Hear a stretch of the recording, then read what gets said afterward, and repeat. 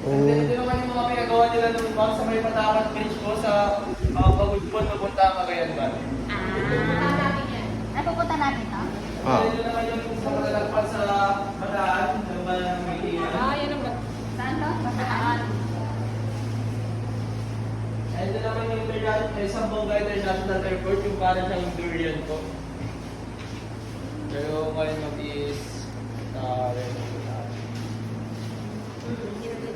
ito naman yung San Miguel Bridge na nag-form na Leatherhead at saka Leatherheads. So nandito kayo or later, o pag nandito kayo or Ganun pala yun. Pagbaba mo, sama. Ito Leyte, sama.